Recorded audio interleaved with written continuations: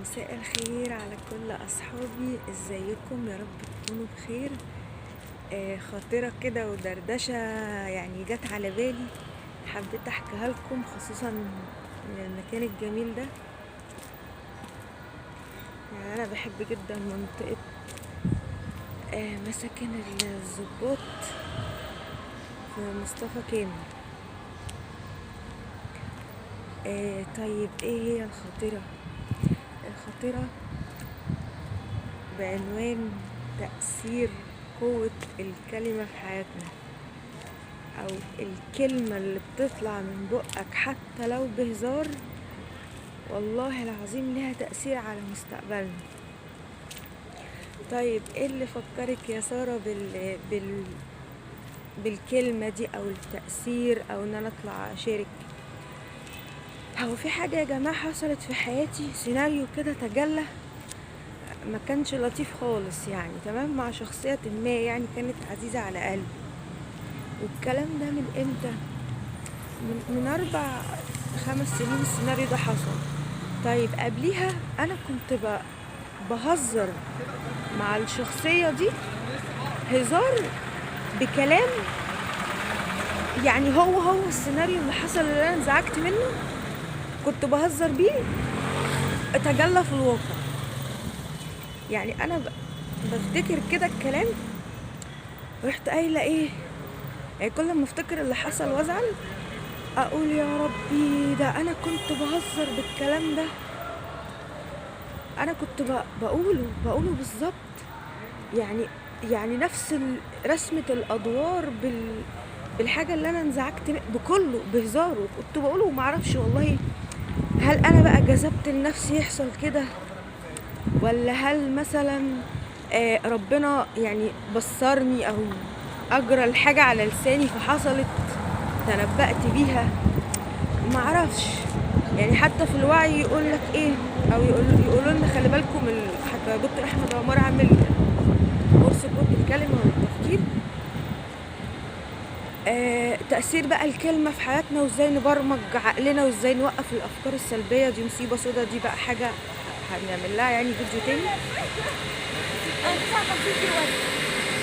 ولكن يعني انا افتكرت كده قصة تانية برضو، واحدة بتقول ان اخوها يعني كانوا يعني اسرة فقيرة، او يعني ايه مستواهم على قد حاله يعني. فالولد ده او الشاب ده كان يقعد يقول لهم يا جماعة انا هيبقى عندي معرض سيارات، ومفيش عدى كام سنة واصبح فعلا بفضل الله صاحب معرض سيارات. فتأثير الكلمة برضو كنت بسمع فيديو لبنت كده لطيفة اسمها سماح، عندها قناة حلوة قوي على اليوتيوب اسمها كلام أثرياء يعني. وكانت بتقول ان لما نصحى الصبح نقول لنفسنا كلام ايجابي حياتنا بتتغير. يعني هي كانت بتصحى تقول لنفسها صباح الخير يا ملكة، صباح الخير يا أميرة، برضو كانت واخداها من واحدة كانت بتطلع تقول لنفسها كده.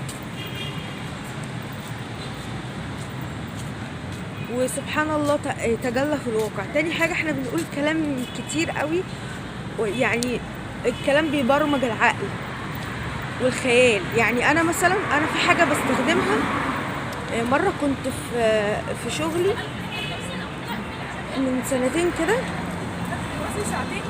وكنت تعبانة جدا مش قادرة يعني اروح. فكنت قاعدة اتخيل نفسي لا انا وانا نايمة مش قادرة اقوم، لا ده انا رحت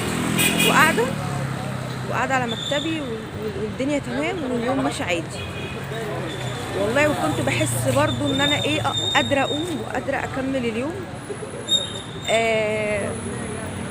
والدنيا تمام، مجرد خيال في فكرة. وبرضو هنبقى نتكلم عن الخيال وهنتكلم عن تأثير الخيال في حياة اللاعب الجميل طبعا، نجمنا نجم ليفربول محمد صلاح. معلش بس يعني ايه مش عارفة اصور في الشارع. وبرضو في فيديو تاني هشارككم على القيم والمعتقدات، وازاي لو في قيمة في حياتنا متعارضة مع الهدف. يعني انا عايزة هدف في حياتي بس الهدف ده بيعطل قيمة عليا عندي وانا مش عارفة، وده اكتشفتها في حاجات كتير يعني، فحبيت ايه اشاركها معاكم. المهم يعني يا جماعة، ملخص الكلام ان احنا نحاول نسيطر على كلامنا، يعني نحاول دايما نقول اللي احنا عايزينه. انا عارفة ان الموضوع مش سهل، ولكن بالتكرار، او ان احنا مجرد ناخد بالنا او ننوي. طبعا وضع النية ده حاجة مهمة، يعني انوي ان انا كلامي يكون ايجابي تجاه نفسي، انوي ان انا احسن من استحقاقي او جودة حياتي عن طريق ان انا ابدأ بمراقبة الالفاظ او الكلام اللي انا بقولها لنفسي وبس، واقول لنفسي في الاخر ربنا عوض عليا بقى في السيناريو اللي هو السلبي اللي حصل، وخير ان شاء الله. بس كل سنة وانتم طيبين.